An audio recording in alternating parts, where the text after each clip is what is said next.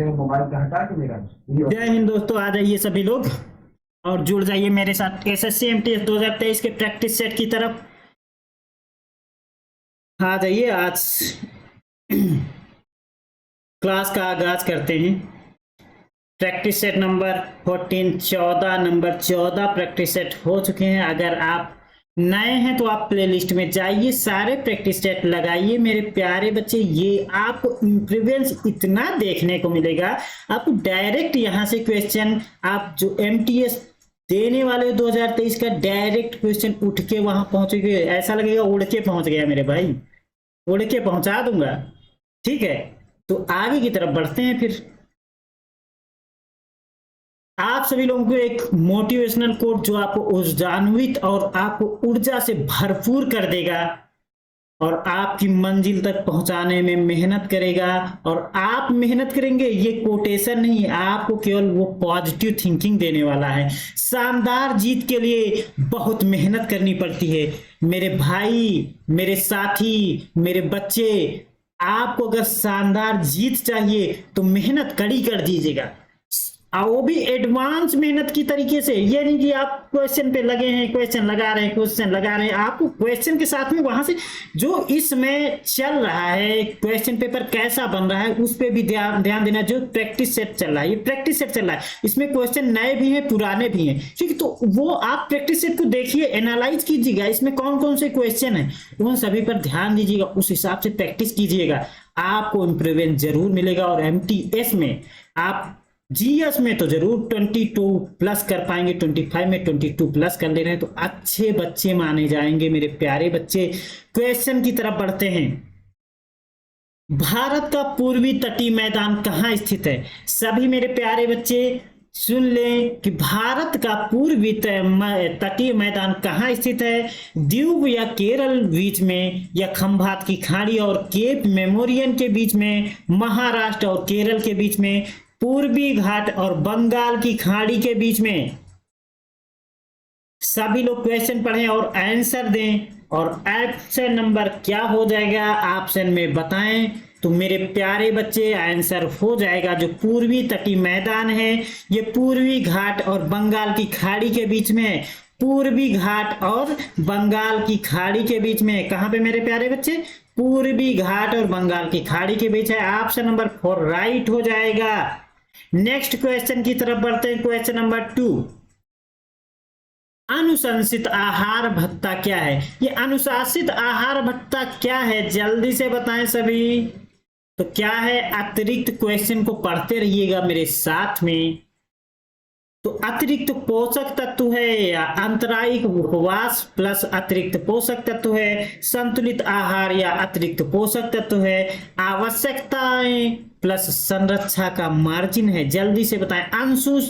अनुशासित आहार, जिसके साथ आपको रहना जरूरी है आपकी कुछ जरूरी चीजों के लिए। जल्दी से बताएं तो मेरे प्यारे बच्चे। आवश्यकताएं, आपको खाने की आवश्यकता है, पोषित की आपको रहने के लिए कपड़े, रहने के लिए घर की आवश्यकता है, पहनने के लिए कपड़े की आवश्यकता है, पीने के लिए पानी की आवश्यकता है, जीने के लिए हवा वायु खाना सभी की आवश्यकता है। तो आवश्यकता प्लस संरक्षा, आपको संरक्षा मतलब आपको सुरक्षा भी चाहिए। तो मेरे प्यारे बच्चे ऑप्शन नंबर 4 राइट हो जाएगा। यह होता है अनुशासित आहार भत्ता। नेक्स्ट क्वेश्चन की तरफ बढ़ते हैं। क्वेश्चन नंबर 3, महात्मा गांधी प्रथम ने, अरे महात्मा गांधी तो एक ही थे, प्रथम ने नहीं है। महात्मा गांधी प्रथम बार किस वर्ष भारत में राष्ट्रव्यापी सत्याग्रह की शुरुआत की थी? जो राष्ट्रव्यापी, राष्ट्र के हित में, मेरे देश के हित में, भारत देश के हित में महात्मा गांधी का सत्याग्रह शुरुआती कौन सा था? जल्दी से बताएं। 1917, 1919, 1916, 1921, 1916 में लखनऊ पैक्ट हुआ था। कौन सा? लखनऊ पैक्ट मेरे प्यारे बच्चे। कौन सा? लखनऊ पैक्ट। ठीक है, या एक्ट, पैक्ट। ठीक है, तो जल्दी से बताएं। 19 में कौन हुआ था? रोलैक्ट एक्ट। कौन से? रोलैक्ट एक्ट, पैक्ट। ठीक है, तो मेरे प्यारे बच्चे रोलैक्ट हुआ था 1919 में। तो जल्दी से बताएं। तो रोलेट के बाद जब ये कांड हो गया था, तुरंत 1919 में सर्वव्यापी सत्याग्रह महात्मा गांधी ने शुरू किया था। तो ऑप्शन नंबर बी राइट हो जाएगा, 1919 में। नेक्स्ट क्वेश्चन की तरफ बढ़ते हैं, क्वेश्चन नंबर 4। मेरे प्यारे बच्चे, क्वेश्चन नंबर 4 की तरफ बढ़ते हैं। ऑस्ट्रेलियन ओपन 2022 में पुरुष एकल का खिताब किसने जीता है? जो ऑस्ट्रेलियन ओपन 2022 में पुरस्कार एकल का खिताब किसने जीता है, जल्दी से बताएं। तो मेरे प्यारे बच्चे, किसने जीता है? राफेल नडाल या स्टेफानोस सिपास या डेनियल मेदवेदेव या माटेवा वेरेटिनी। जब 2 बार पढ़ोगे तो आपका प्रोनाउंसिएशन सही आ जाएगा। तो मेरे प्यारे बच्चे, किसने जीता है ऑस्ट्रेलियन 2022 का एकल पुरुष खिताब? तो राफेल नडाल, ऑप्शन नंबर ये राइट हो जाएगा। क्वेश्चन नंबर 5 की तरफ बढ़ते हैं। प्राचीन हड़प्पा स्थल लोथल किस भारतीय राज्य में पाया जाता नहीं स्थित है? जो लोथल है कहां पे स्थित है, किस भारतीय राज्य में स्थित है? प्यारे बच्चे, मध्य प्रदेश में, गुजरात या महाराष्ट्र, राजस्थान में? तो कहां पे स्थित है लोथल? ये एक बंदरगाह था। हड़प्पा जो सभ्यता थी उसका प्रमुख बंदरगाह था लोथल, जो कि किस राज्य में स्थित है, कहां पे स्थित है? गुजरात में स्थित है। कहां पे? गुजरात। तो मेरे प्यारे बच्चे, और सबसे ज्यादा जो उद्योगपति या उद्योग के लिए जो इस समय नई नई क्या बोलते हैं कंपनियां लग रही हैं, ये सारी चीजें गुजरात में ज्यादा देखिए। सबसे ज्यादा विकसित कौन सा हो रहा है? गुजरात हो रहा है। और केरला तो विकसित लगभग हो चुका। वहां पर तो 80 लगभग 94% लोग तो शिक्षित है, 94% लोग शिक्षित हैं। और वहां पर सारी चीजें ऑनलाइन हुई जा रही हैं। जो ऑनलाइन सुविधाएं, ऑनलाइन इंटरनेट है, वो भी केरला की सरकार दे रही है। तो मेरे प्यारे बच्चे, क्वेश्चन नंबर 5 का आंसर बी हो जाएगा। नेक्स्ट क्वेश्चन की तरफ बढ़ते हैं, क्वेश्चन नंबर 6। निम्नलिखित में से कौन सा उपन्यास भारतीय संसद सदस्य फूलन देवी पर आधारित है और जिसके लेखक राय मैक्स हैम है? तो इसके लेखक कौन है? राय मैक्स हैम है। और कौन सा उपन्यास है भारतीय संसद सदस्य फूलन देवी? तो कौन? लीलावती डॉक्टर्स या आउटा इंडियन वैंडन किन एंड मी या स्पाई प्रिंसेस या the women who knew infinity. जल्दी से बताएं सभी प्यारे बच्चे। तो इसका आंसर नंबर सही हो जाएगा बी ऑप्शन, राउटला इंडियाज बैंडिट किन एंड मी। नेक्स्ट क्वेश्चन की तरफ बढ़ते हैं, क्वेश्चन नंबर 7।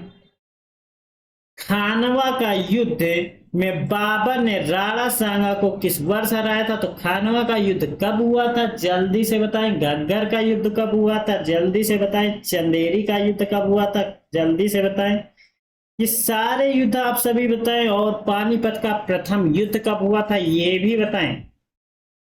तो ये लोग, आप लोग नीचे जब वीडियो देखोगे तो वीडियो के नीचे कमेंट का ऑप्शन हुआ, ये सारी चीजें आप बताइएगा विद लिख करके, ठीक है? मैं कमेंट का रिप्लाई आपके जरूर देगा और देखता हूं कितने लोग लिखते हैं।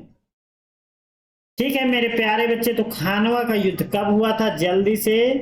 तो कब हुआ था? 27 में और 26 में पानीपत का प्रथम युद्ध हुआ था। बाकी सारे बताएं 26, 27, 28, 29 में कौन कौन से हुए थे। ठीक है, 1526 की बात कर रहा हूं। 1500 ये 26, 27 पहले में समझ लेना। क्वेश्चन नंबर 8 की तरफ आते हैं। अरे दादा, इमा तो ऑप्शन हो नहीं दी है, क्या है क्वेश्चन पढ़ लेते हैं एक बार। भारतीय संविधान में दिए गए मौलिक कर्तव्यों के अनुसार भारत को मानना और उसका रक्षा करना भारत के संप्रभुत्व और प्रत्येक नागरिक का कर्तव्य है। तो मौलिक कर्तव्य भी ये सब किसके अंतर्गत आते हैं? इसकी बात करता है कि भारत की रक्षा करना, ठीक है, और संप्रभुता प्रत्येक नागरिक का कर्तव्य है। ये सब किसके अंतर्गत है? तो डीपीएसपी, ठीक है, राज्य के हित में सब काम करना, डीपीएसपी मेरे प्यारे बच्चे, डीपीएसपी तो ये कर लीजिएगा। नेक्स्ट क्वेश्चन की तरफ बढ़ते हैं। क्वेश्चन नंबर 9, भारतीय संविधान के किस अनुच्छेद में कहा गया है कि किसी भी व्यक्ति को एक ही अपराध के लिए एक ही बार से ज्यादा सजा नहीं दी जाएगी? जल्दी से बताएं किस अनुच्छेद में ये बताया गया है। तो एक साथ ऐसा मत करना कि एक साथ में पहले अपराध, देखो अगर 3-4 अपराध करते हो तो आपको सजा उसी की मिलेगी जो पहले अपराध किए हो, या करंट में अपराध करके आए उसी की सजा दी जाएगी। ऐसा नहीं, तो ऐसा मत कर देना किसी के पहले थप्पड़ मार दिया उसके बाद उसका कत्ल कर दिया। तो ये सब ध्यान में रखिएगा। और तो किस अनुच्छेद के अंतर्गत है? एक अपराध के लिए एक ही बार सजा मिलेगी। मेरे प्यारे बच्चे, अनुच्छेद 28, अनुच्छेद 20, अनुच्छेद 21 का ए, अनुच्छेद 18 में क्या है? उपाधियों का अंत। क्या है? उपाधियों का अंत है, उपाधियों का अंत। कोई भी देश से आप बिना इजाजत के उपाधि नहीं दे सकते, उपाधियों का अंत है, ठीक है। और अनुच्छेद 21 में क्या है? निःशुल्क शिक्षा का अधिकार है। 14 साल से बच्चे की कम की उम्र के निःशुल्क शिक्षा का अधिकार है मेरे प्यारे बच्चे। 20 में है क्या है?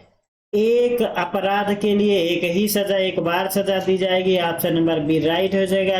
28 में ये धर्म से संबंधित है, ठीक है, धर्म के प्रचार प्रसार उसमें उसी से संबंधित है। 25 से 28। नेक्स्ट क्वेश्चन की तरफ बढ़ते हैं। क्वेश्चन नंबर 10,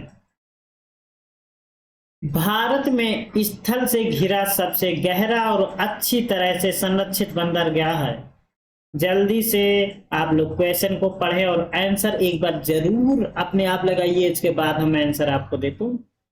भारत में स्थल से घिरा सबसे गहरा और अच्छी तरह से संरक्षित बंदरगाह है। वो कौन सा बंदरगाह है जो अच्छी तरह से संरक्षित है? क्या मुंबई बंदरगाह, या तूतीकोरिन बंदरगाह, या कांडला बंदरगाह, या विशाखापट्टनम है? तो मेरे प्यारे बच्चे, विशाखापट्टनम है जो अच्छी तरह से है संरक्षित, ठीक है।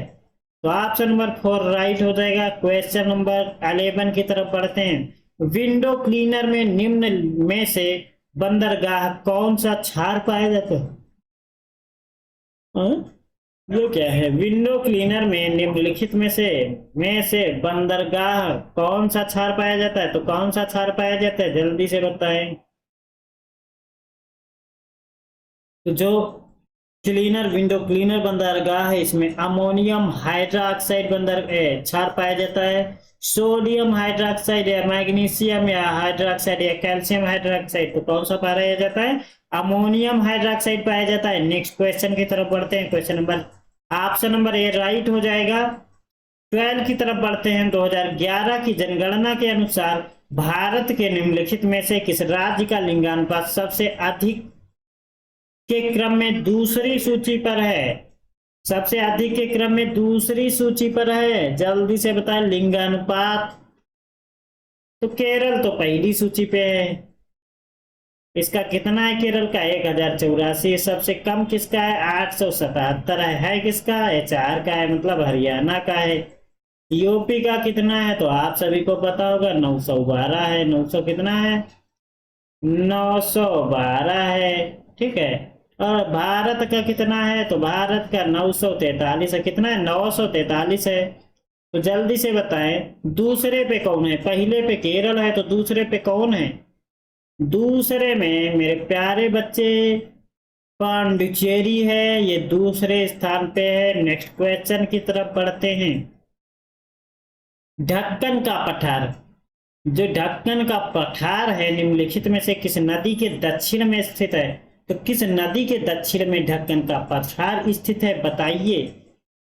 पेन्ना नदी है, नर्मदा है, कृष्णा है, कावेरी है? आप सभी जल्दी से बताएं तो कौन सी नदी है वो? तो मेरे प्यारे बच्चे, जो ढक्कन का पठार है वो नर्मदा की नदी के किनारे। कौन सी? नर्मदा नदी के किनारे है, ठीक है। मध्य प्रदेश से निकलती है। नेक्स्ट क्वेश्चन की तरफ बढ़ते हैं। क्वेश्चन नंबर 14 की तरफ बढ़ते हैं। हॉकी के खेल में मैदान पर कितने खिलाड़ी टीम में सम्मिलित होते हैं? हॉकी के टीम में कितने होते हैं खिलाड़ी? और बैट में वो क्रिकेट के टीम में कितने खिलाड़ी होते हैं? और आप सभी ने सुना होगा रग्बी। रग्बी ये फुटबॉल का गेम है, इसमें कितने खिलाड़ी होते हैं? रग्बी कौन सा होता है? रग्बी होता है। मेरे प्यारे स्टूडेंट जल्दी से बताएं सभी लोग, तो रग्बी में कितने खिलाड़ी होते हैं? रग्बी के दो टाइप का रग्बी होता है, एक होता है 7, एक होता है 15। एक में 7 खिलाड़ी होते हैं, एक में 15 खिलाड़ी होते हैं। हॉकी के खेल में कितने खिलाड़ी होते हैं? जल्दी से सभी लोग एक बार अपने आप से आंसर दें। तो कितने होते हैं? 11 खिलाड़ी होते हैं। ऑप्शन नंबर 3 राइट हो जाएगा। क्वेश्चन नंबर 15 की तरफ बढ़ते हैं। यवोसांग उत्सव भारत के किस राज्य में मनाया जाता है? जल्दी से बताएं। यवोसांग उत्सव भारत के किस राज्य का है या किस राज्य में मनाया जाता है? जल्दी से आंसर दे। मेरे प्यारे बच्चे, राजस्थान में, मणिपुर में, उत्तर प्रदेश में, तमिलनाडु में। तुम उत्तर प्रदेश को तो ना ही है, क्योंकि उत्तर प्रदेश में तो हम खुद ही बोल रहे हैं। मेरे प्यारे बच्चे, कहाँ का है यवोसांग? तो यवोसांग है मणिपुर का। ऑप्शन नंबर 2 राइट हो जाएगा। नेक्स्ट क्वेश्चन की तरफ बढ़ते हैं। पंडित किशन महाराज का संबंध किस वाद्य यंत्र से है? इनको तो कई बार मैं बता चुका हूं।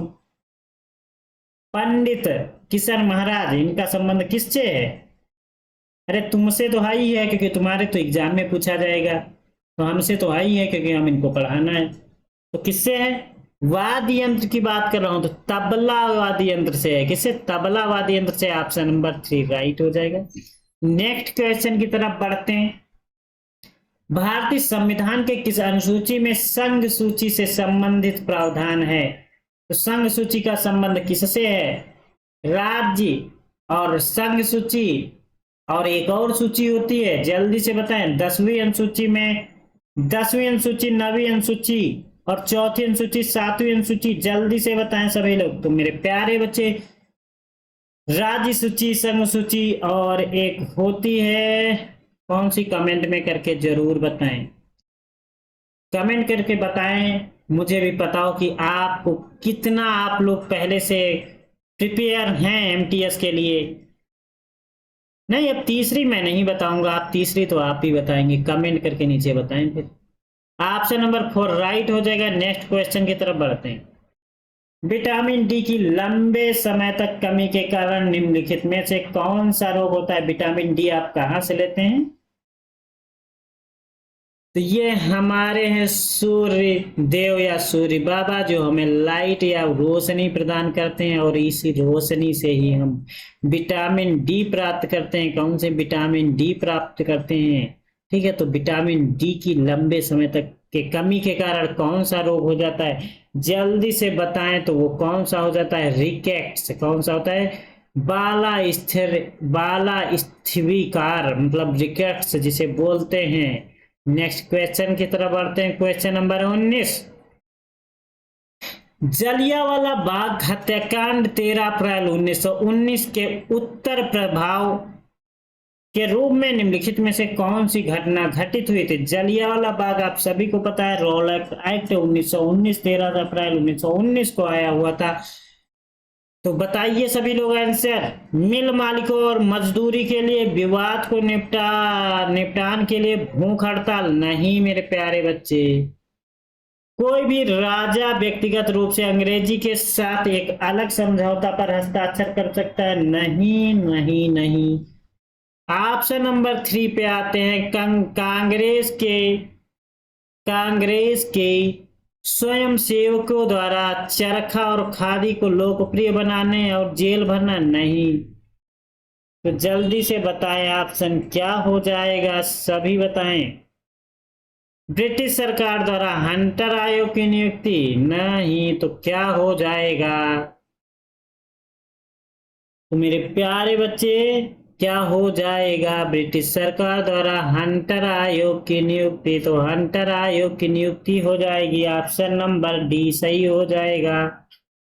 ठीक है, इसके बाद में हुआ था ये। नेक्स्ट क्वेश्चन पे आते हैं। Question number 20। नीचे दिए गए कथन में से कौन सा सही है? अशोक के अधिकांश शिलालेख ब्राह्मी लिपि में लिखे गए हैं, क्या ये सही है? जल्दी से बताएं, क्या ये सही है? चाणक्य के कई विचार अर्थशास्त्र में अर्थशास्त्र नामक पुस्तक में लिखे गए हैं। तो मेरे प्यारे बच्चे ये दोनों सही है। कितने? दोनों सही है। तो ऑप्शन नंबर 4 राइट हो जाएगा। कौन सा राइट हो जाएगा?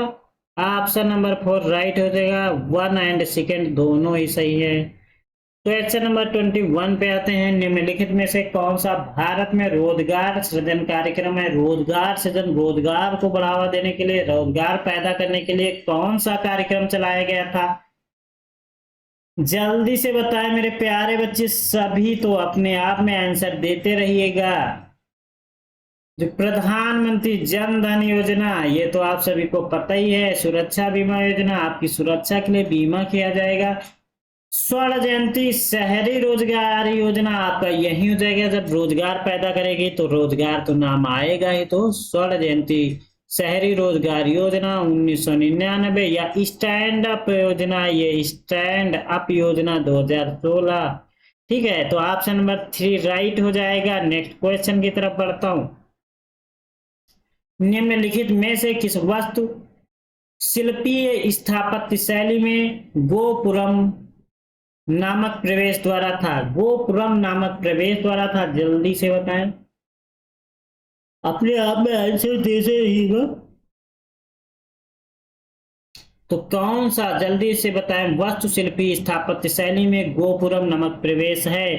भारत इस्लामी वास्तुकला, द्रविड़ वास्तुकला, या नागरिक वास्तुकला, या बौद्ध वास्तुकला? तो क्या हो जाएगा? द्रविड़ वास्तुकला हो जाएगा। ऑप्शन नंबर बी राइट हो जाएगा। नेक्स्ट क्वेश्चन की तरफ बढ़ते हैं। क्वेश्चन नंबर 23 की तरफ। अंतरराष्ट्रीय मुद्रा कोष IMF पहला उप प्रबंधक निदेशक किसे नियुक्त किया गया है? जल्दी से बताएं। IMF की स्थापना कब की गई थी ये भी बताएं। इसका हेडक्वार्टर कहाँ है? तो इसकी स्थापना कब हुई थी मेरे प्यारे स्टूडेंट? कब हुई थी? 1945 में हुई थी। और इसका जो हेडक्वार्टर है वो कहाँ पे है? Washington DC. कहाँ पे? वाशिंगटन डीसी में है। ठीक है, तो जल्दी से बताए उप प्रबंध निदेशक किसे नियुक्त किया गया है अभी जल्दी में? तो गीता गोपीनाथन को सन 2022 में नियुक्त किया गया है। नेक्स्ट क्वेश्चन की तरफ बढ़ते हैं। क्वेश्चन नंबर 24 की तरफ। 1953 में महारानी एलिजाबेथ द्वितीय के राज्याभिषेक समारोह में किस प्रसिद्ध कथन नृत्यगान को नृत्य प्रस्तुत करने के लिए बुलाया गया था, जिन्हें 1970 में पद्म विभूषण से सम्मानित किया गया? जल्दी से बताएं। अपने आप में आंसर जरूर देते रहिएगा। एक कॉपी और पेन ले लिया करो, उसमें 1 से 50 तक लिख लिया करो। उसमें देखा करो कि कितने मेरे राइट हुए, कितने गलत हुए। ठीक है, क्या श्रीदेवी को मिला था, या मल्लिका साराभाई को मिला था, या कनक राजू को, या कुमारी कमला देवी को मिला था? कुमारी कमला को मिला था। मेरे प्यारे स्टूडेंट, इसको याद रखिएगा। ऐसे क्वेश्चन एसएससी पूछता ही रहता है। ये ऐसे क्वेश्चन हमेशा ही पूछता रहता है। जिसको आप नहीं पढ़ते तो इसको पढ़ते रहिएगा। ठीक है, कुमारी कमला को मिला था 1953 में, जो महारानी एलिजाबेथ द्वितीय राज्याभिषेक था उस समय जो नृत्य ज्ञान को नृत्य प्रस्तुत करने के लिए बुलाया गया था। इन्हें 1970 में पद्म भूषण से सम्मानित किया गया था। नेक्स्ट क्वेश्चन की तरफ बढ़ते हैं। Question number 25। भारतीय सीमा क्षेत्रों में आसान पहुंच और संपर्क के लिए सड़क नेटवर्क को बनाए रखने और विकसित करने के लिए निम्नलिखित में से किसका गठन किया गया है? जल्दी से सभी लोग अपने आप में आंसर अपनी बुक में जरूर टिक करते रहिएगा। तो किसने गठन किया है? भारतीय सीमा रोडवेज ने सीमा सड़क संगठन में, या भारतीय सीमा प्राधिकरण, या सीमा सड़क मार्ग प्राधिकरण? तो मेरे प्यारे बच्चे, किसने किया है? तो किया है सीमा सड़क संगठन करेगा। और कोई काहे करेगा? हो तो सीमा संगठन करेगा। ऑप्शन नंबर बी राइट हो जाएगा। नेक्स्ट क्वेश्चन की तरफ बढ़ते हैं, क्वेश्चन नंबर 26 की तरफ।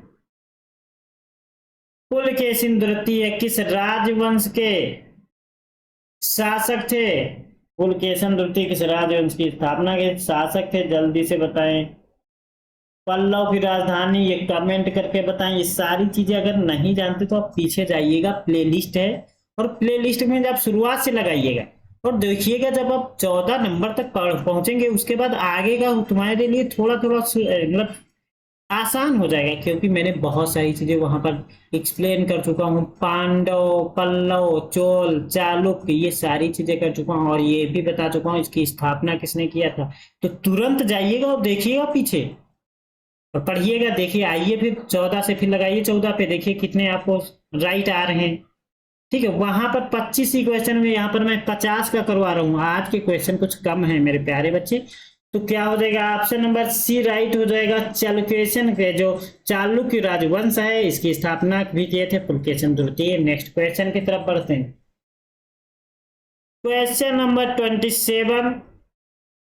एक स्थलीय परितंत्र में हरे पौधे अपनी पत्तियों पर पड़ने वाली सूर्य के प्रकाश की ऊर्जा का लगभग अवशोषित कर लेते हैं। कितना अवशोषित कर लेते हैं और इसे खाद्य ऊर्जा में परिवर्तित कर देते हैं?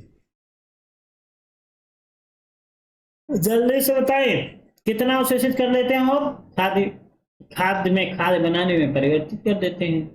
8%, 1%, 15%, 5%, 14%। तो मेरे प्यारे स्टूडेंट जल्दी से बताएं सभी, कितना कर देते हैं? 1% अवशोषित कर लेते हैं। कितने? 1%। ठीक है, ऑप्शन नंबर बी राइट हो जाएगा 27 का। नेक्स्ट क्वेश्चन की तरफ बढ़ते हैं, मेरे प्यारे स्टूडेंट 28 पे आते हैं। भारतीय संविधान का कौन सा अनुच्छेद धार्मिक मामलों का प्रबंधन की स्वतंत्रता प्रदान करता है?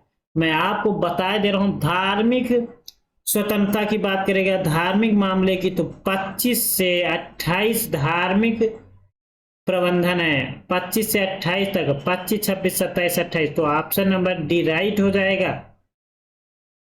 ठीक है, नेक्स्ट क्वेश्चन की तरफ बढ़ते हैं। जब मैं अभी बहुत सारी चीजें अनुच्छेद 5, 10 ये सारी चीजें बता चुका हूं और अभी पॉलिटी की क्लास लूंगा और पॉलिटी जब बेसिक पढ़ाऊंगा, अभी एक लेक्चर जो आपका बैच लॉन्च किया जाएगा बेसिक जीएस, वो बहुत ही बेस्ट, उससे तो करना आप भूलिएगा ही मत। वहां से फिर आगे आपको यूपीएससी प्रीलिम्स या यूपी पीसीएस प्रीलिम्स के वनडे एग्जाम्स के लिए तो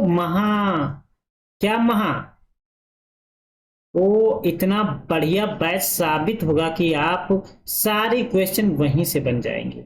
नेक्स्ट क्वेश्चन की तरफ बढ़ते हैं। अप्रैल 2022 तक उपलब्ध जानकारी के अनुसार भारत में गन्ने प्रमुख उत्पादन राज्य कौन सा है? गन्ना सबसे ज्यादा कौन पैदा करता है? कहां पर होता है मेरे प्यारे बच्चों? तमिलनाडु में होता है, तेलंगाना में होता है, मध्य प्रदेश में होता है, उत्तर प्रदेश में होता है। तो सबसे ज्यादा गन्ना हमारे उत्तर प्रदेश में होता है। कहां पे होता है? उत्तर प्रदेश में होता है। ऑप्शन नंबर 4 राइट हो जाएगा। नेक्स्ट क्वेश्चन की तरफ बढ़ते हैं, क्वेश्चन नंबर 30। फियरलेस गवर्नेंस पुस्तक के लेखक या लेखिका कौन है? जो फियरलेस गवर्नेंस है उसकी उस पुस्तक के लेखक कौन है? लेखिका है या लेखक? अरुण सैनी हैं, किरण बेदी हैं, एमजे अकबर हैं या जसवंत सिंह हैं? जल्दी से बताएं मेरे प्यारे बच्चे, कौन है? फियरलेस गवर्नेंस के लेखिका किरण बेदी जी हैं, लेखक किरण बेदी हैं। नेक्स्ट क्वेश्चन की तरफ बढ़ते हैं, ऑप्शन नंबर बी राइट हो जाएगा। 1976 में हल्दी के युद्ध में महाराणा प्रताप को किसने हराया था? 1576, 1976 नहीं, सॉरी मेरे बच्चों, 1576। ठीक है, जल्दी से बताएं किसने हराया था महाराणा प्रताप को? तो महाराणा प्रताप को किसने हराया था? अकबर ने महाराणा प्रताप को हल्दी घाटी के युद्ध में हराया था। ऑप्शन नंबर बी राइट हो जाएगा। क्वेश्चन नंबर 32 की तरफ बढ़ते हैं। भारत में सर्वोच्च न्यायालय की स्थापना किस अधिनियम के अंतर्गत की गई थी? जल्दी से बताएं, किस अधिनियम के अंतर्गत सर्वोच्च न्यायालय की स्थापना की गई थी? और आपको बता दें, उसी जो उच्च न्यायालय बना था, सर्वोच्च न्यायालय, उसकी एलिजाबेथ, कौन? एलिजा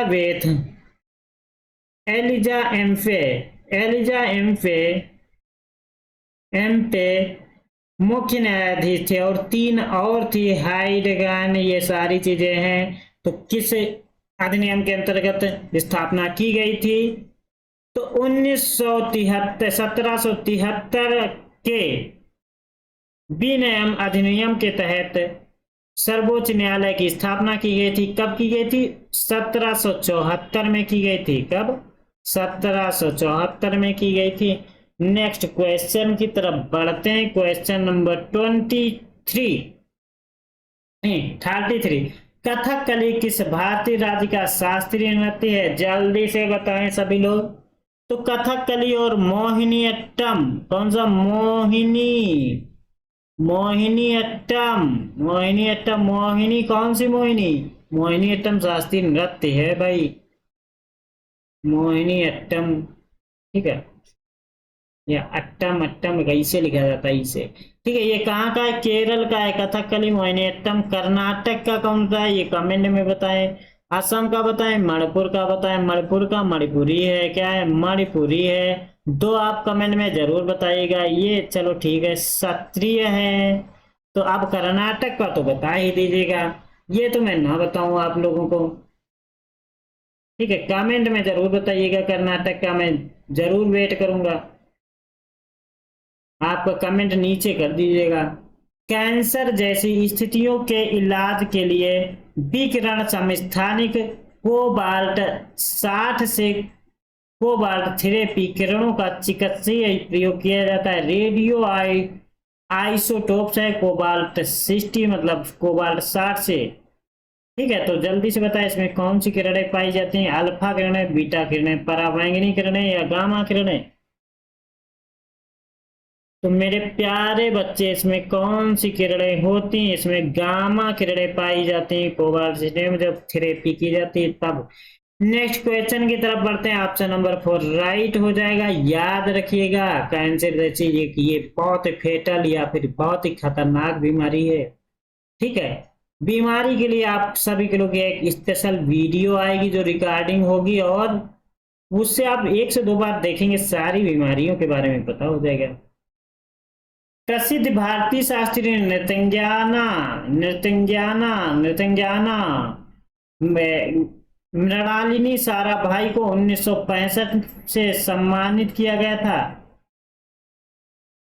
जल्दी से बताएं। जो मृणालिनी साराभाई ने 1965 में किससे सम्मानित किया गया था? पद्म विभूषण, पद्म भूषण, पद्मश्री, कालिदास सम्मान।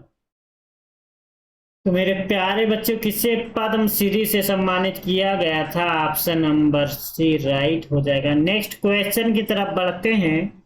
तटीय क्षेत्रों में रात के समय हवा जमीन से समुद्र की ओर चलती है। अरे काहे चलती है समुद्र की ओर? जल भूमि की तुलना में धीमी गति से ठंडी होती है। भूमि पर निम्न दाब बनता है। यह भूमि जल की तुलना में धीमी गति से ठंडी होती है। समुद्र में उच्च दाब बनता है। जल्दी से बताएं। मेरे प्यारे बच्चे, जल भूमि की तुलना में धीमी गति में ठंडी होती है, तो क्योंकि जल तो जानती हो एक लिक्विड है, और जो हमारी भूमि है ये सॉलिड है, ठीक है। इसलिए ये धीमे धीमे ठंडी होती है और वो तेजी से ठंडी हो जाता है। जैसे अभी एक भगोना गर्म करो, ठीक है, उसके बाद रख दोगे 10-15 मिनट में ठंडा हो जाएगा। ऑप्शन नंबर ए राइट हो जाएगा। नेक्स्ट क्वेश्चन की तरफ बढ़ते हैं।